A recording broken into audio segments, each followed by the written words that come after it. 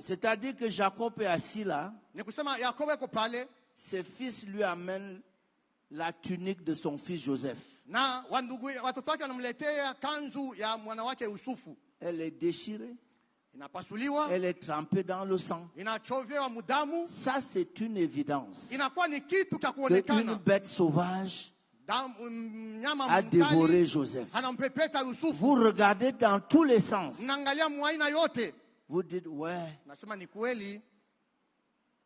Mais cette preuve-ci, si évidente, est un mensonge. Parce qu'à l'heure où je vous parle, Joseph est déjà en Égypte. Mais sa tunique,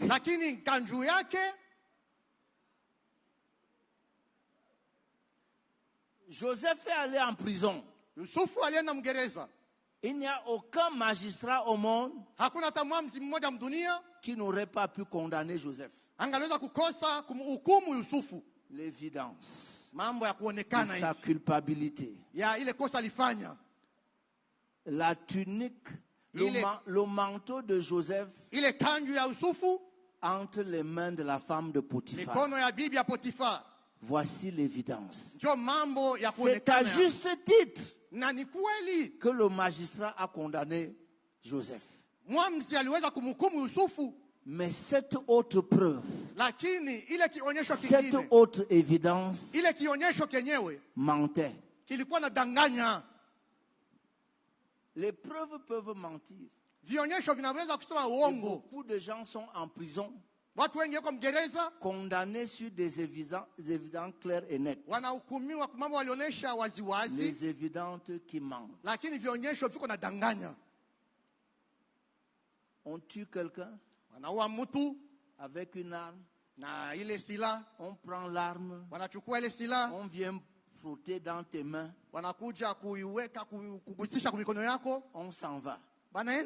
Quand la police scientifique arrive, on voit que tes empreintes sont sur l'arme et il n'y a pas d'autres empreintes parce qu'on a déjà effacé les autres.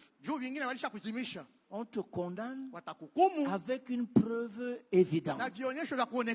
Mais c'est une preuve qui ment. Dans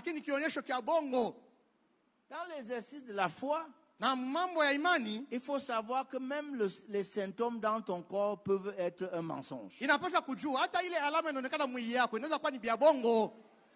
ne pas te mettre d'accord tout de suite que tu dois mourir parce que tu as tel symptôme. La foi, c'est la seule chose qui nous permet de voir la gloire de Dieu. Moïse a prié pour voir la gloire de Dieu. Dieu lui a dit, tu ne peux pas voir ma face. Par la foi, nous pouvons voir la gloire de Dieu. Je regarde Étienne en train d'être lapidé et qui il lève le regard vers le ciel. Et la Bible dit rempli du Saint-Esprit. Il leva les yeux vers le ciel. Et il vit la gloire de Dieu. Pour voir la gloire de Dieu, il vous faut la foi. Il vous faut le Saint-Esprit. Et il faut souvent oser lever vos regards. La foi. Quand je la définis, je ne vais pas dans Hébreux 11. Vous êtes plus intelligent que moi pour comprendre ce que Hébreux 11.1 dit. La foi est une ferme assurance des choses qu'on espère, une démonstration de celles qu'on espère ou bien on ne voit pas. Vous savez qu'à part bien réciter ce verset, qu'est-ce que vous comprenez d'autre de ce verset? À part bien le réciter. Et puis un jour, Dieu m'a délivré. Je suis tombé sur le livre d'un homme de foi, Smith Wigglesworth. Il m'a donné la définition la plus compréhensible de la foi que j'ai.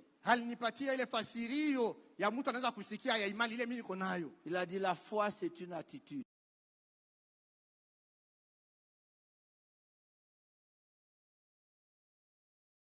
ya mtu anaweza kusikia ya imani ile mimi niko nayo. Il a dit la foi c'est une attitude. Alisema imani inakuwa ni hali. Qui dit, inaosema Dieu a dit. Mungu alisema. Il en sera ainsi. Na ndio vile itakuwa. Il n'en sera pas autrement. Haitakuwa namna ingine.